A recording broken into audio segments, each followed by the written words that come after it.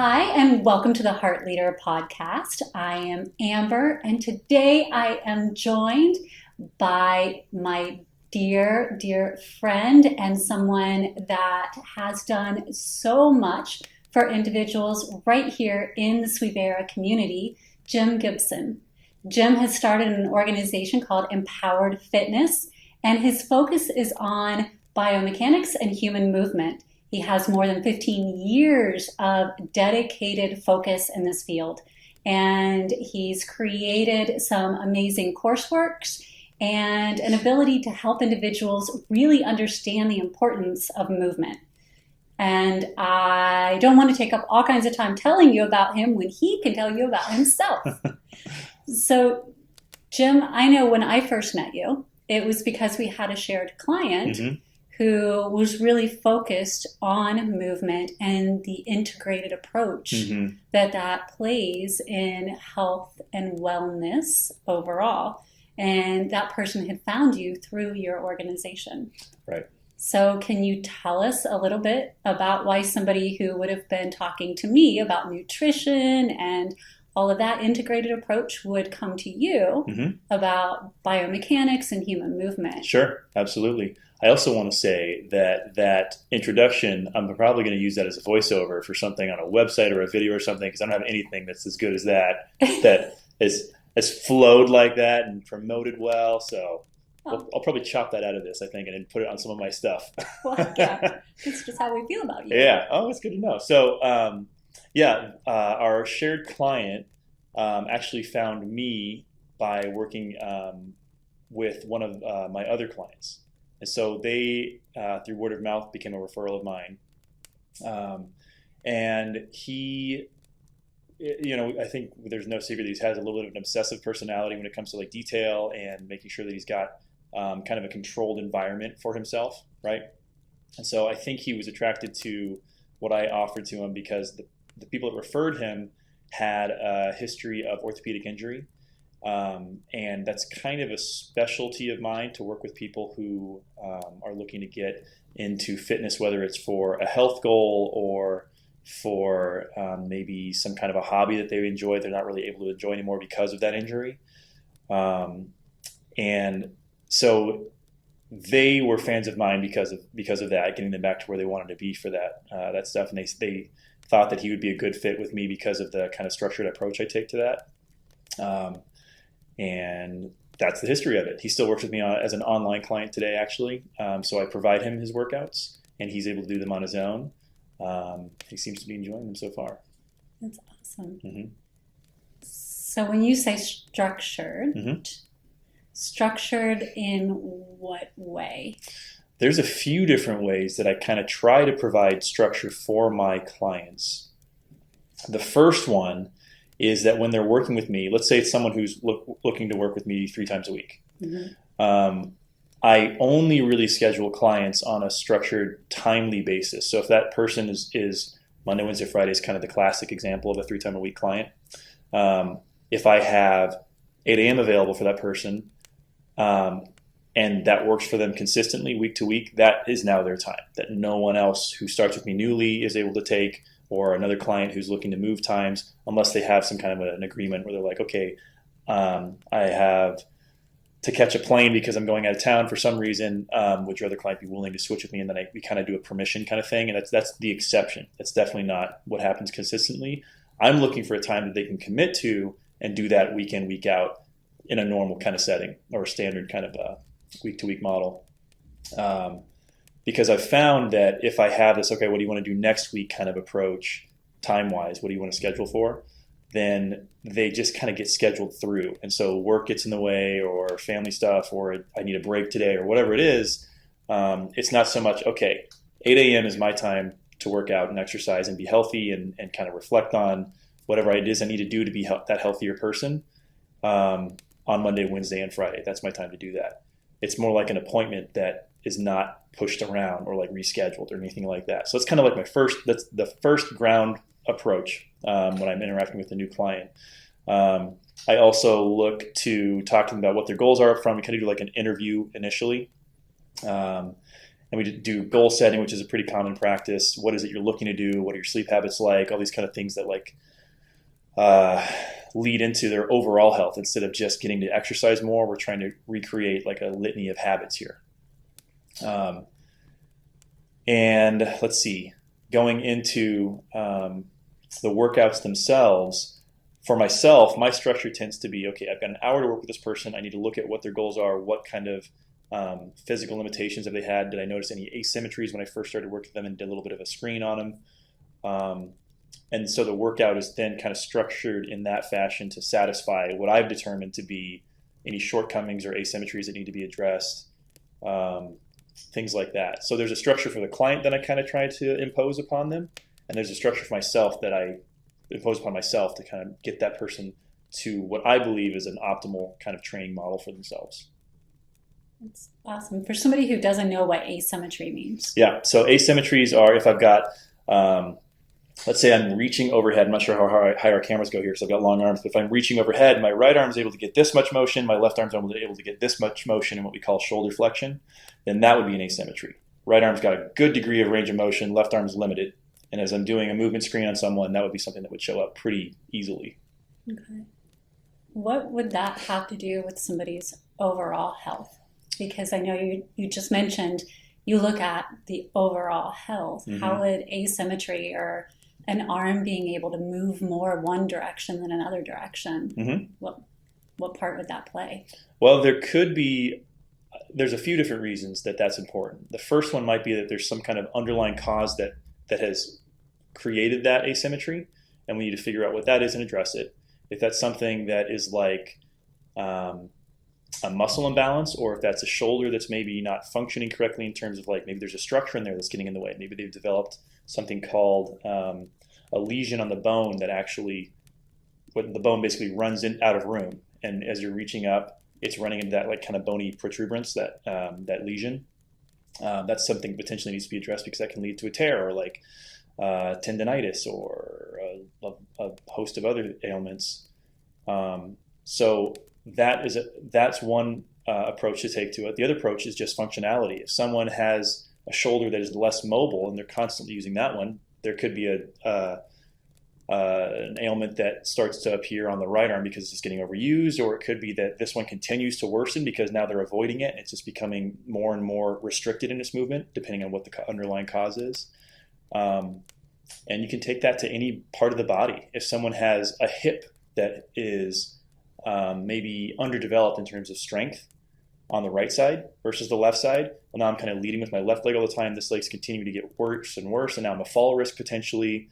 I might not be able to undulate or walk in a way that is kind of conducive to like a healthy spine, or my knees start getting beat up or something like that. And you have this, we call it the kinetic chain, but whatever the weakest link in that chain is, whether it's your lower back or your knees or your foot and ankle, wherever that weak link is where some kind of an ailment will start to rear its ugly head. And that could be plantar fasciitis, or that could be chronic low back pain or herniated disc or something like that.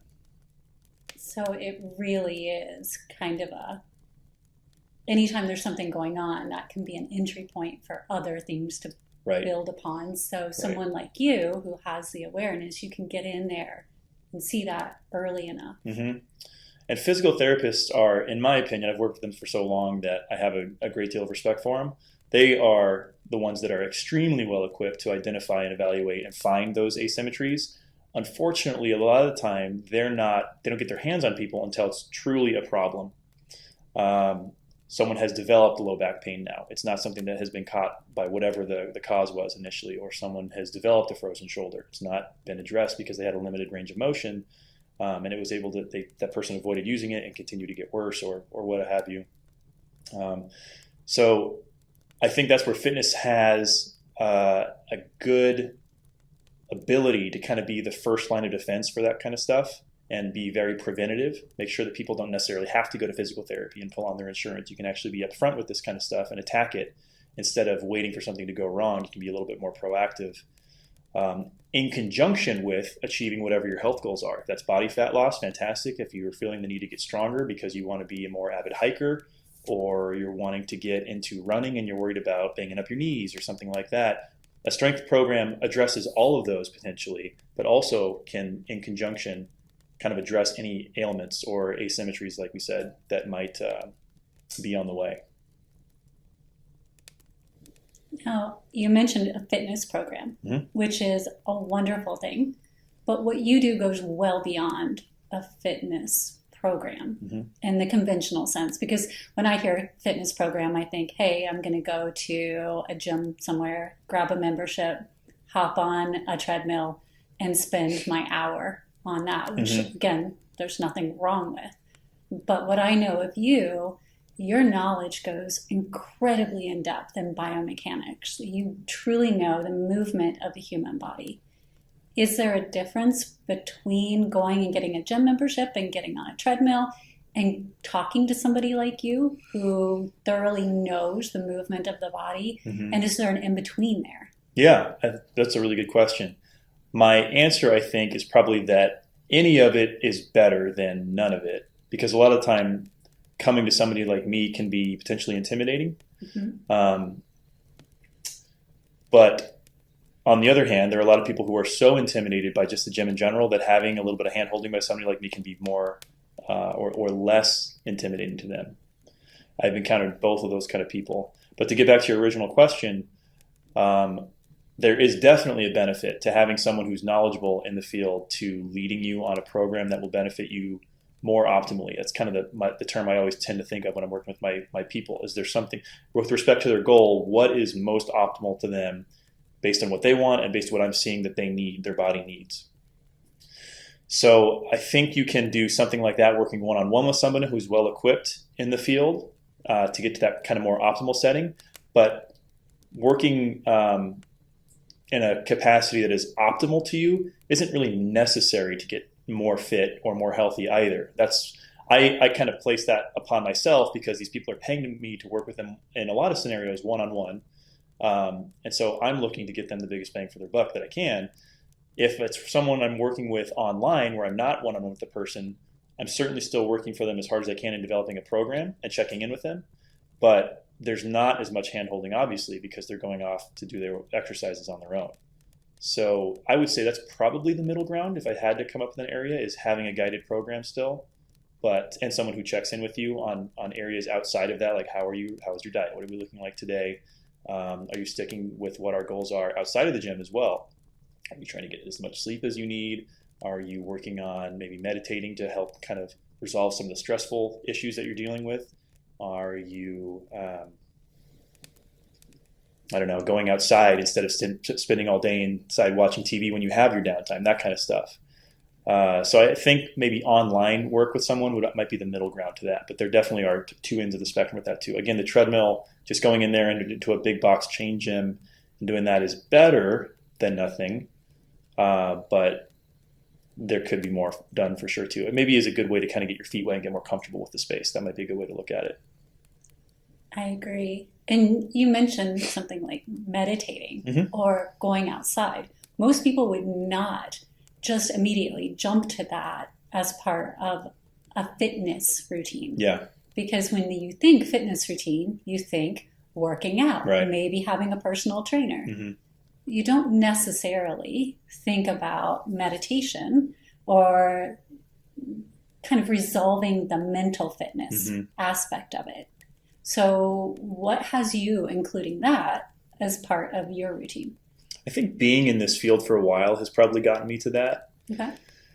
There have been a number of people that I've worked with that have had schedules that are difficult to manage. In fact, probably all of my clients have had schedules that are difficult to manage, right? Especially the ones that I'm working with now. I can recognize, especially if it's someone who's a business owner, let's say, I think it's tough to argue that those people do not have a schedule that's difficult to manage and they're getting pulled in all different directions all day long, right? But so many of those successful people are also able to say, this is the time that I have kind of sequestered away to take care of myself and my mind and my body, which I would argue probably has led to a lot of that success in their lives as well. So kind of keeping the machine running smoothly is so important from a physical standpoint, but a mental and spiritual standpoint as well. So like I said, kind of being in the field for a while has helped me recognize that. Early on, I did not do that for sure when I was just kind of coming into the industry and learning about like, okay, how do I help someone move effectively and create a program that's good for them in terms of just doing exercise, like you were saying. But I've certainly recognized how that affects, checking those other boxes affects the exercise box as well. Like, and all of them kind of work together to create just more of a healthy individual. Was that all of your question? I got a little sidetracked there. No, you didn't Okay. actually. Yeah, it answered it fantastically. Because I know anytime we get together, we do talk about the whole integrated approach and how, just like if you have asymmetry and one muscle has to work more to compensate for the other muscle, it's the same That's when perfect, it comes to our mental health, with our physical health, with our nutrition. If we're not eating well, then our muscles aren't getting what they need as far as nutrients in order to work. And so putting together the whole package, where if we're only focused on going and working with someone who sees one slice of it, they may not be integrating all of that together. Right.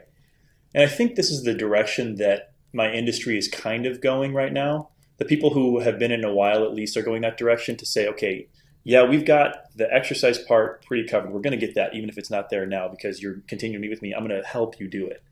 But to go beyond that and really get you healing as an entire individual, these are the other places we need to go also.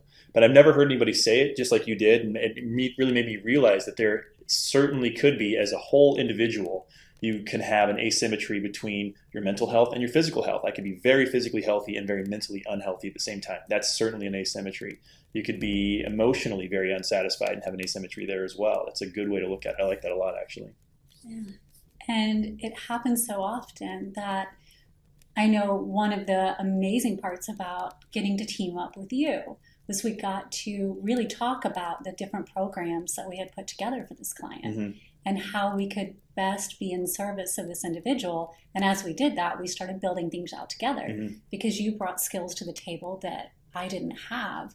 And likewise, we just started learning so much from each other. Right, yeah, it's great. And it helped us both. I learned things about human movement that I had never learned in all of the classes that I had taken. Oh, that's great. And, we just started building things. And I would love if you would share some of the course that you designed on biomechanics, that introductory course, because that helped me. Even though I had taken kinesiology and had a background in some of this, I still learned things from that introductory course where I was like, wow, that was put in a way that nobody has ever said to me before. Oh, that's good to hear. So can you share a little bit about that course and why you built it and any of the details from it? Yeah, the goal of the course was to provide people who are really not in the field with some very digestible material to kind of help empower them to go to doctor's visits or like I said, I'm kind of more in the orthopedic kind of realm. So I tended to think a little bit more about, okay, if someone's going to see an orthopedic surgeon, then what kind of things do they need to understand about if they're getting their hip looked at, for example, if they're maybe considering having a hip replacement, total hip arthroplasty, what kind of knowledge do they need to go in to be armed well to ask the right questions and just feel more comfortable in that environment? Because when you go to the doctor, and I think this is kind of how a lot of people approach it, the impression is that a doctor is your advocate. And I do firmly believe that those doctors are doing what they believe is the best for you.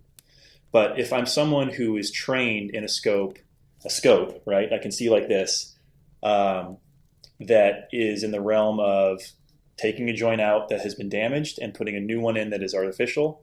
That's probably where I'm going to think, right, in terms of healing an individual.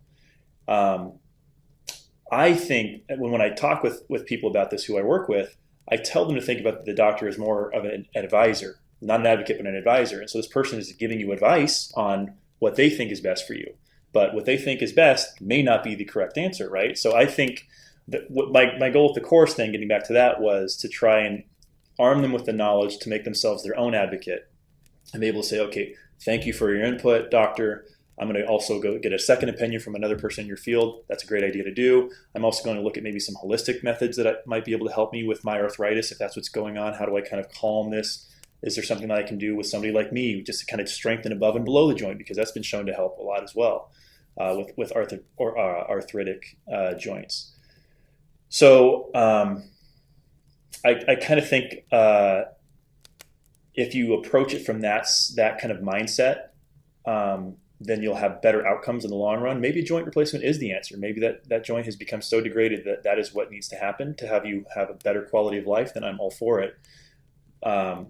But let's look at all options on the table and understand how to find those options by having a little bit of more knowledge in the field to be able to find those in the first place. Because if you're walking into that realm, if you're unarmed, then this is really the only option in front of you. You know. I think if you don't have anywhere I just feel like you don't have anywhere to go to get that knowledge in the first place. So hopefully that course helps people in that way. It takes away some of that overwhelmed feeling, because otherwise all you have is the internet. Yeah. Right. And that's a great tool, but it's so broad and you don't really know where the information's coming from that it can be convoluted and misleading as well. So if you're someone who is a teacher, let's say, and you're going into that doctor's office, you don't really have any knowledge on your side at that point, just what's being brought to you. And maybe that doctor, if you ask the right questions, they probably wouldn't volunteer this information up front, not because they're being withholding or anything, but just because it doesn't cross their mind. But if you have enough wherewithal to say, okay, doctor, I like what this total joint replacement is looking like. Is there somebody else that you think might also be able to benefit me? Maybe there's someone who does, I don't know, some kind of an injection that can help just calm this joint down to where maybe surgery isn't the way for me to go. And they wouldn't say, no, you definitely just do surgery. And if that surgeon does that, then that joint better be pretty messed up. Like if they're going like hard and fast, you need to do a joint replacement, then it should be clear. And if you get your second opinion, then they should say the same thing. If they don't, and they say, yeah, I have someone who's a pain specialist that might actually be able to help you, or physical therapy might be the way you need to go. But if you're doing that, you're still relying on just what that one person is saying to you, right? Like you're kind of just going wherever you're pointed. I think it's just important to go into a situation with as much knowledge arming you as you possibly can. So to give an example, say I have something going on with my knee, and I go in and they say, oh, it would be a great idea for you to consider a knee replacement. If I were to call you and say, Jim, I just got word that they're telling me I should do a knee replacement, what kinds of things might you suggest that, even if I wasn't able to give you information that the doctor gave, could you give me a couple of things to ask my doctor? Yeah, oh, definitely. The first thing I would ask him is if it's that advanced to where he's recommending the knee replacement, I would first ask you if you've done physical therapy for it, or if you've done any exercising at all for it, to try and strengthen around that joint to make it more capable on its own. When you strengthen above and below the joint, that one that is due for replacement or is just super arthritic in general, that tends to lessen a lot of the pain. And if it's osteoarthritis, which is the kind of one that just is wearing away of the joint, it's not as opposed to rheumatoid arthritis, which is your immune system actually attacking the joint tissue, which exercise can help with as well, by the way. If it's osteoarthritis, then you're not going to really damage the joint by doing exercise. Even though it will be kind of uncomfortable, there will be a certain degree of pain with it. Unless it's like a high order level of pain, then that's just the joint functioning how it's functioning right now. There's some tissue in there that is damaged for sure, and it's inflamed, but you don't increase that damage by doing the exercises if you're doing the right exercises anyways. So that's the first place I would go with them, is to say, ask them if physical therapy is appropriate. If that doctor's really pushing them for the joint replacement, if they haven't done physical therapy, then ask them if that is an appropriate route to go. And I would recommend them getting evaluated in the first place. If we're talking about a major surgery and you haven't even explored the option of physical therapy, then that seems kind of crazy to me. But that's the first thing that I would ask. And then I would look to ask them if there's any holistic things that they're aware of that I should go to too, or if they have anybody that's a friend in the field maybe. Again, that's kind of going wherever somebody points you, but at least you're looking at what other options you have potentially. Okay. Holistic. You mentioned holistic. I know for some people what does that word even mean? It seems like such a broad field. Yeah, and sometimes it makes people go like, oh, I don't want to do that. I think holistic for me is really at this point just alternative. So what is the mainstream option that Western medicine kind of funnels you into right now? And anything outside of that is really alternative to me. And I guess that it's become such a catch-all term, holistic, Yes. that it's, I guess, embodied that for me. Maybe I need to change up my verbiage a little bit. But in the scenario of your example, the mainstream approach would be that total knee arthroplasty, the total knee replacement. And then anything that is not an injection or a surgery would be the alternative. So if you're going to use arnica cream to see if you can start to reduce some of the inflammation, that could be an alternative or a holistic practice. Very, very low risk one, yeah. Yeah. And you're not going to lose anything by sampling it. Right. So there are so many options like that. And that's where somebody like me comes in. Yeah. Where I have like a plethora of different holistic options, but it's low risk and potential high reward, where we can find that out together. And working with someone like you who has the awareness of the movement, if I need a knee replacement, it could be again that maybe I just have asymmetry and I'm overusing the one knee because my other knee or my other leg is throwing me off to one side. Yep.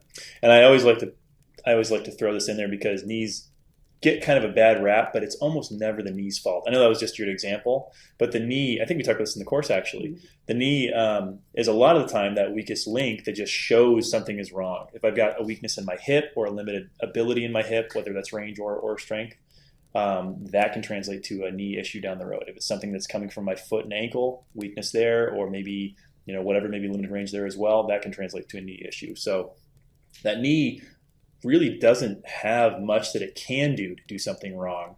It's usually something else that's kind of pushing it around for a long period of time, and then it eventually just can't take it anymore. It's like, okay, now I have an issue. Here's some pain. Yeah. The flag is coming out. Yep. Hello. Yep. I can't take it anymore. You've thrown me to the wolves as much as you can. Yeah. I'm done. Exactly. So what got you interested in this field in the first place? I actually was thinking about going into physical therapy at one point. And it's a field that still definitely interests me, but I was working with a physical therapy clinic that didn't do a whole lot of fitness stuff. I started working with them to see if this is a field I wanted to pursue further. I was already in fitness at the time. Started working with them. After a little while of working with them, I approached them and said, hey, you guys don't really do anything for people who are done with physical therapy. When you discharge them, they're kind of just thrown to the wind. They give them a home exercise program, and they're kind of held to their own devices to do that. They understand it for sure when they leave, but the people who continue with that, it's like in the 1% to 9% kind of range. It's not common for people to continue doing those. And if you do continue doing them after the fact, they help you, but you get a little bit less return on any kind of routine you do, like repetitively. If I do a routine for 1 month, I'll probably get a good return on that for a little while. But if I go on to a second month doing the exact same thing, same number of days, same number of reps, all that kind of stuff, same exercises, less return in that month. Month 3, even less return, until your body, it's so adaptable. Eventually, it's just kind of like, okay, well, this is like walking for me now. I'm not really going to get any stronger from this. It's kind of maintaining me, I suppose. So the home exercise program is important because it at least is making sure that things aren't getting weaker. But if we're looking to continue to progress, it's not going to do it. What was the original question? What got you interested in the field? That's right. So I approached them eventually, recognizing that there were a lot of these patients who were getting their home exercise program, getting discharged, and then feeling uncomfortable going back to a box or a chain gym because they were fearful, and rightfully so, that even if they were to do training with a personal trainer there, that person probably isn't well versed in whatever their condition was that they were just working with, whether it was that chronic low back pain, maybe some kind of a disc issue, or maybe they had just had a joint replacement. That person's probably not going to be super understanding what's going on, or let alone having worked with somebody like that in the past. And so my idea was to try and create that for the company, which we did. And what they came back to me with there was, if we create this and then you go to physical therapy school, what are we going to do with this program that we just created? And I said, well, if we do that, then I probably won't go, because I really enjoy working with this population. And I really enjoy working in fitness also. And if I can marry those two, then that's probably the route that I'll go. And that's what we did. That's incredible. Mm-hmm. So is this a program that could be rolled out to other physical therapy locations? There are a lot of them that have done that already. I don't know the credentialing of the people that they have running them. I'm sure they're credentialed, at least I can assume they are, but I don't really know of any other companies. The company that I was working with is pretty small, Okay. and so I didn't have a whole lot of exposure to the other ones. But I know that it's become common practice for those companies, like physical therapy companies, to have a fitness component.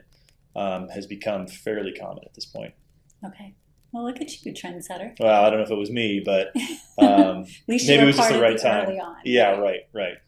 That's awesome. Mm-hmm. And then you transitioned out of that and started Empowered Fitness. Mm-hmm.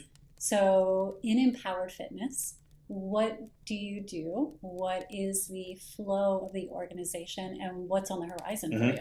Well, I still work with individual clients one-on-one, so that hasn't changed. But Empowered was kind of born with the idea that my time is kind of like my scarcest commodity, especially as I've taken on more clients. My time just becomes more and more scarce. So I don't really have any other room to put one-on-one clients at this point.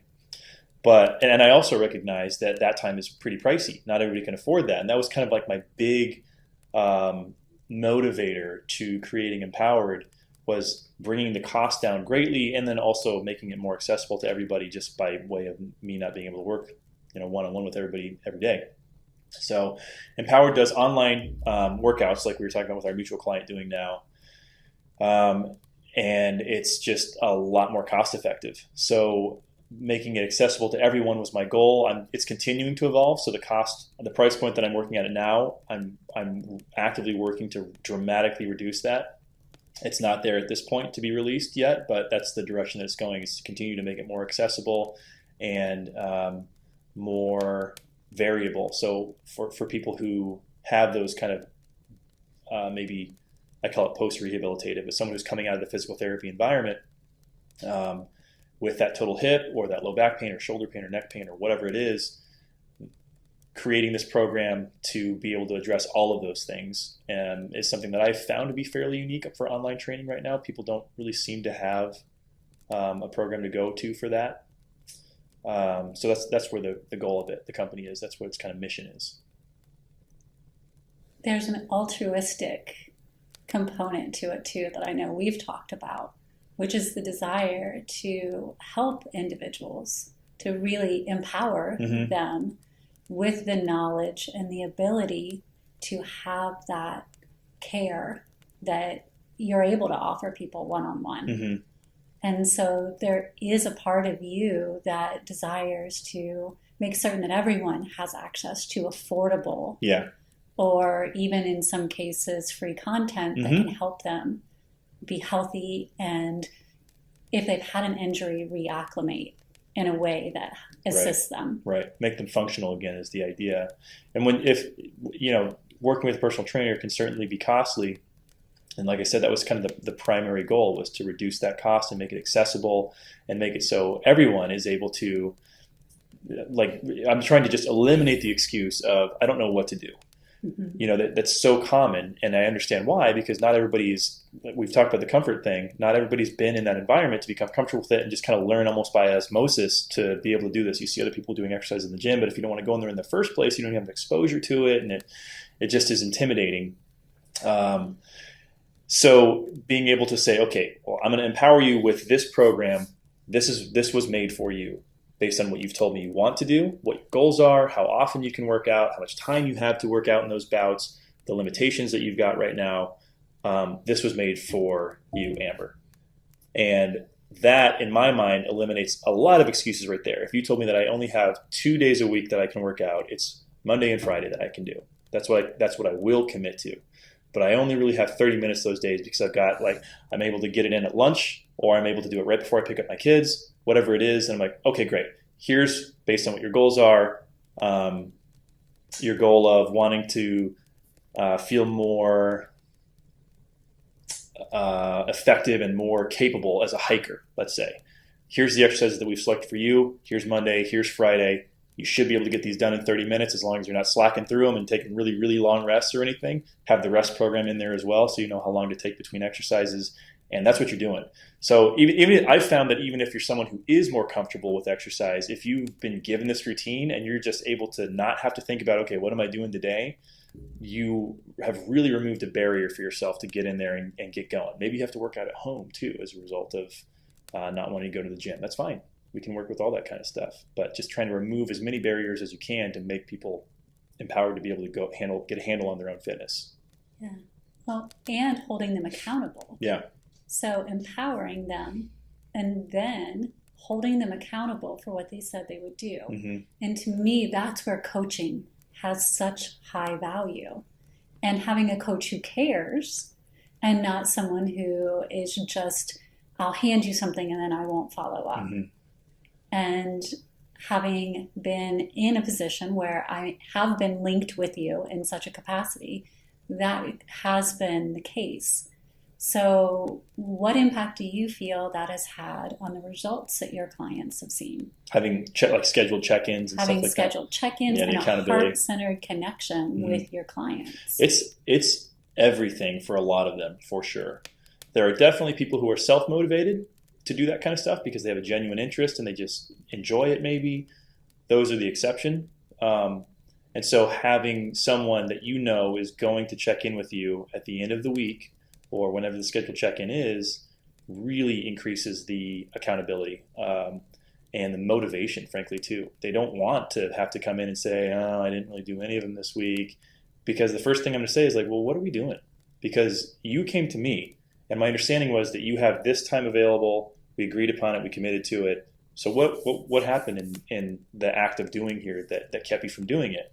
Was it that you just were afraid that you couldn't get to where you want, even with the program? Is it that you just were depressed? What is it going on in the background that's keeping you from doing it? Oh, I feel like I actually might be depressed, or maybe I didn't sleep enough the night before. These are all things that we can kind of address as a result. But having someone who just kind of plainly lay it out like that and say what's going on really takes the success level to a higher degree. Yeah. And then building a community even around that it creates a next step where they know that they're not in this alone too. Yeah. And so there's all these levels that can be built up, but it has to start with that heart. And that's one thing that I've witnessed from you in spades. And with our theme this month being vulnerability, what do you feel vulnerability, what role does it have in what you do and how you guide these individuals and coach them, especially coming off of an injury? Mm-hmm. Yeah, vulnerability is a huge, huge component to understand from the health coach, trainer side of things. I think I shared this story with you a while ago, but I'll share it here also. When I was working in the big box chain gym setting, and I was still just kind of getting to understand things and learning how my degree applies to like actually working with people in a real world practical setting. I was also socially kind of getting my feet wet and understanding what it means to work with a real body versus just a research paper. You know what I mean? Yeah. And so this is one that I still think about actually. One of the biggest ones of those for me was I was in an area of the gym with a little bit of background. When a new member joins a gym in these big box settings, you usually get a free workout with a personal trainer, and that is to see if you like it, see if you like the trainer, see if it's something a service you want. Do you know what you want to do in the gym? Do you even know where everything is? That kind of stuff. So it just gets you a little bit more comfortable in there is the idea, and lets the service be advertised as well. So I was working with this new member on her first workout. Maybe it was her second workout. This particular company would let you do 2 or 3 to get a feel for the trainer. And we were in a part of the gym where people usually do like a lot of ab work. So you're like laying down. They tend to be at their end of the workout also, so there's a lot more socializing. And I was in one area of the room with this lady who we were developing good rapport. Like she was conversational and comfortable with me and everything. Everything was going great. I could tell she wasn't comfortable in the gym though. Like she certainly had just a I'm not, she just kind of felt a little anxious. So we're in one area, we're kind of doing our thing, finishing up our workout, and there's two other ladies that are across the room, nowhere near us at all, that are having an A to B conversation, like probably not even aware that we're there. And one of them said, Lady A says to Lady B something that's funny, and Lady B laughs at it, and then Lady A is kind of like laughing as well. And she thought they were laughing at them. And, I kind of tried to talk her down a little bit. Like this, she was upset. Like she's kind of looking over at him, and she was just very, like, you could see her body language shift. And, I downplayed it. Like, they don't even know we're here. Like, they're definitely not, no one cares what we're doing over here. This is us over here. And she was convinced that they were laughing at her just because she thought she did something wrong. Again, she was uncomfortable in that environment, but that totally opened my eyes to the vulnerability of that individual, or any individual who's just not acclimated to that kind of gym setting, because it is intimidating in there for sure. And especially those big ones where there's people who are just throwing weights around and stuff like that. But it also, she wasn't a super overweight individual or anything like that. She was just an average kind of lady. But it really helped me kind of daisy chain the thought process of, what if you're someone who is hyper obese, and trying to, like, the guts it takes to walk into a place like that and say, like, I think I need to come in here because I recognize I need to do something. That alone right there takes so much just courage to do, because you are sticking out like a sore thumb, right? And they're already body conscious and everything. So I think that was such a powerful lesson for me that I still continue to carry with me for sure. And I think I don't know that everybody's got a story like that, but I think it's really important to have that kind of understanding for sure. Not everybody wants to have a trainer. Some people do, but not everybody wants a trainer who's like, okay, let's get 20 more of those push-ups, and someone yelling at them right over that drill instructor kind of thing. That's not what most people want. They want someone who's going to help them for sure, and be tough, have some tough love, but recognize certainly that this is a civilian, like a regular person who's not accustomed to this kind of environment, and they're vulnerable for sure. Yeah, to see them as a person, right? And so, yeah, I can almost feel myself as the person that you are working with, because even owning a gym at one point in my life. Oh, really? I didn't know that. Yeah, huh. I felt very uncomfortable in my own gym. Oh, really? Because there were people who it was their life. Yeah. Like, they lived in there. Yeah. I lived in there because I owned it. But they were in there almost as much as I was. Mm-hmm. And it could be a very uncomfortable feeling, because you start to feel inadequate if you don't know that it isn't about how much weight you can bench press or how many reps of something you can do. And that's where the professional can come in and help. Yeah, I think that can be very, very valuable, to be just that almost kind of buffer for that client individual, to just have someone there who is a little bit more seasoned and more comfortable in there to make them just feel more welcome. But again, the big box gym is not really necessary even anymore. So there's a lot of, if you are somebody who's not comfortable with that, that's okay. There's lots of options at this point to be able to get around that. There's a lot of smaller gyms. There's a lot of studio gyms. There's a lot of studio gyms that are owned by personal trainers too. So you have a lot of options at your disposal. You can do a lot of your stuff at home now at this point too. So it's a good time to bring fitness to a lot more people who otherwise might not be comfortable going into those bigger gyms that were so dominant even just 10 years ago. Back to my story, I wish, as I'm telling you that, I was thinking, I really wish I knew whether that lady did not work with me one-on-one. We kind of did through our thing in our 1 to 2 sessions that she had, or 1 to 3 sessions she had with her membership. I kind of set her up because we knew up front that she wasn't really interested in paying more to do personal training.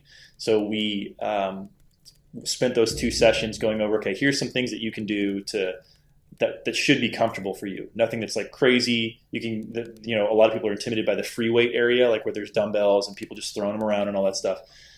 So we can stay in this area. It's a little more comfortable for you. You can do stuff with the medicine balls, all that kind of stuff. But what I don't know is if she continued going to the gym, and I really wish I did, because it'd be interesting to know if that was enough to bring her into her comfort level to keep coming back long term. Yeah, it would be. I know. Or maybe she took that information and bought her own.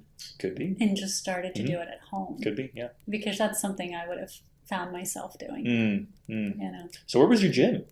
It was just up the street from here. Oh, really? Yeah. What was the name of it? Anytime Fitness. Oh. I was part of a buy-in to one of those. Those are franchises, right? They are. Yeah. Cool. Yeah, it was great. I have a membership to one of those, actually. And I guess I have a membership to all of them because I think that's how it works, right? Huh, yeah. Yes. And I actually really like it. Yeah. That's probably the place that I go as much as anywhere. I've got a few gym memberships just by way of like clients that I've had that had like hotel or apartment gyms and stuff like that. But that's the one that is for me that I really actually like a lot. Yeah, it is small enough, and it's open 24 hours a Yeah, day. So it's fantastic. that's what I mean. I used to live there pretty much because I was always there. Cool. But there were people who were in there more than I was. I was That's like, funny. okay, maybe I should just give you a job and a free membership. Yeah, there you go. There you You go. can take care of Cool. How long ago was that? it. Probably 7 years ago at this point. Neat. So, Never knew that. Yeah, all the things you learn. Mm-hmm. This interesting little path. And we were one of the first that had like a meditation room within it. And we were looking at this whole holistic approach because as we were talking, asymmetry, it happens on all levels. Yeah. And some of the things we talk about when we get together are all the different bodies that we have. And if we only focus on one, then we could be throwing some of the others out of sync. And so those were some of the things we were incorporating. That's cool. I haven't seen one that had anything like that, but they're all unique as well. Something that I've noticed. There have been maybe 3 of them or something, but yeah, they're all different for sure. Yeah, they allowed us to do like different things That's in cool. different ones. That's cool. So, yeah, good company. Mm-hmm. As you are progressing in even what you're starting to incorporate, because some of the things that we've been talking about are those integrated approaches, and you've navigated into some of that view. How are you bringing that more and more into what you're doing, that more integrative look and approach to seeing the whole person and all of those bodies that we just talked about, the mental, the emotional, the physical, even the spiritual aspect of someone. How are you starting to incorporate that? Because as you said, you started just looking at the physical person and now you're branching out. What does that look like for you? I think for me, a lot of that comes from just having casual conversations with my clients as we're going through our sessions, especially because I see these people fairly regularly. This is something that I haven't been able to recreate yet with online, other than just doing check-ins, which are much less common and probably a little bit more formal than when I'm working with somebody online.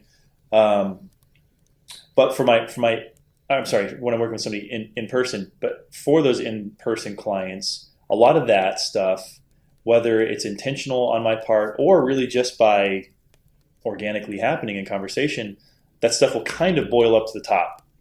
So if, for example, someone's been overly stressed at work and they aren't able to sleep because of some deadline that's looming, or maybe things aren't going so well, or whatever it is, that tends to come up. And then we could say, well, yeah, I understand that sucks that it's that hard at work for you right now. Maybe there's some ways we can address the sleep issue and make you just feel more well rested when you wake up the next day, and heal more effectively, because that's when you're doing that, right? So you need your sleep to recover just even from your workouts. But something like that as an example might just come up in that conversation, and then we can kind of address it a little bit more there. Or maybe you're just feeling emotionally drained. What are some strategies that we can come up with to help address that kind of stuff? There are definitely times, though, where knowing more just by way of knowing you and Austin and kind of having our conversations, that I recognize there are times where I am not the best equipped to deal with that kind of stuff. And that's been empowering for me to understand that a little bit more fully and say, okay, well, I recognize what's going on here. Here are maybe some resources that you might want to look into and make that decision on your own if you want to go that route. But I'm recognizing a problem here just with the limited knowledge that I have, and here's what I think might help you as well. It's vulnerability on your part. Yeah. And so that helps in both ways. When everyone's willing to be vulnerable and say, hey, you know what? It's not my specialty. Yeah. and recommend out, I think that that is a huge strength. So, And it's more valuable for the client too. It's the person that I'm working with and trying to help. So I mean, if it's me being a little bit more vulnerable to help them get there, then that's an easy cost to pay. well, for you, Yeah. I would say that there are those who do attempt to be everything for everyone. And that when we're talking about making certain that you ask the questions going in for your best care and your best health, whether that's before you go in for a joint replacement or even before you find a coach. These are questions that you really should be asking to make certain, like, what do I know about a person that's going to be helping me at a base level, whether that's with my physical health, my mental health, my emotional health. Is this a fit? Because everyone must be their own advocate for their own health. Yep, totally agree. So as we're wrapping up in the time that we have together here on the podcast, what advice could you give someone for just mobility overall? If someone is facing mobility issues and they're concerned about getting up and doing anything because they feel it might cause more damage, is there any advice that you could give to someone to help them? Yeah, I think you probably first need to know what it is that's causing that. If you're so fearful that you're doing damage by just moving, it's important in my mind that you understand what is the cause of this. Is it an osteoarthritic issue? If that's the case, then there's not as much cause for concern for just getting you moving.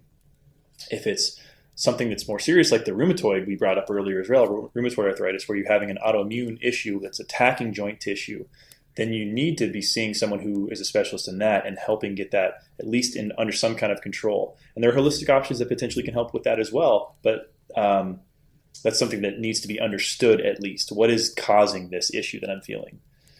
Is it an old injury? Whatever.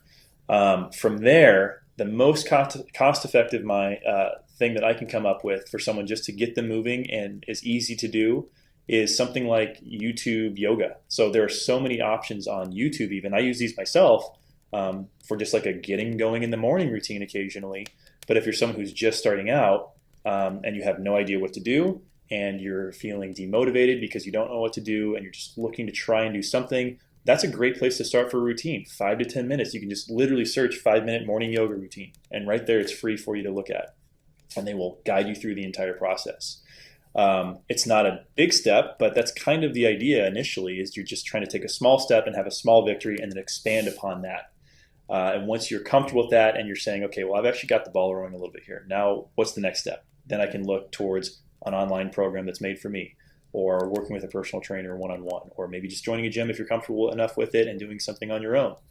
Those are all options that are viable. Maybe buying a little bit of equipment for your house, whether it's just TheraBands or a physio ball. You don't need my big recommendation for people who are looking to do home training on their own, home exercising, is look at getting adjustable TheraBands, a physio ball, and maybe some TheraLoops. And those 3 things right there, that's like $50, $40, $60, something like that. Okay. And they could look at that up online. Amazon. I was going to say, yeah. The big if box, that's of course. Foreign language to them. Ruling the world company now. But you could go to Big 5 Sports and find all that stuff too. I don't really know what the cost is there. It's probably pretty comparable. But those 3 items open up so much possibility to you in terms of what you're able to do just at your house. There's a good amount you can do with body weight too, but you will run out of enough variability there eventually to kind of keep you satisfied and interested. So those 3 things are the first ones I go for. Okay. And I know you had mentioned earlier, make sure that you rotate things because your body will learn. It's very adaptable. Yeah, it'll seek to make that your new foundation or baseline. Maybe it moves the baseline to say, okay, well, now I'm good at doing this kind of routine. That's the standard now. You're not going to get anything else out of that. So you need to change it. You need to shift move the target and make your body now adapt to this over here. And now once that's adapted to that, we're going to move over here. And it just kind of continually has to adapt. It doesn't necessarily have to keep upping the bar and the difficulty and move more weight on the bar or anything like that. It's just change it and you'll get more bang for your buck that way, continue to do it that way.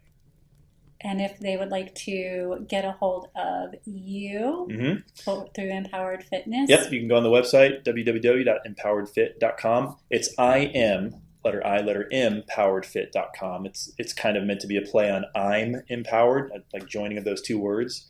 So letter M, poweredfit.com. Or you could reach out to me at jgibson@empoweredfit.com as well. Okay, perfect. Well, thank you for being here. Thanks for having me. Always awesome to soak in your knowledge of how the body works It's and how it moves. always awesome for me to wring some out. So. Yay! And thank you all for being here with us. I am your host, Amber, with the Heart Leader Podcast. And until next time, we look forward to seeing you in the Sweet Era community.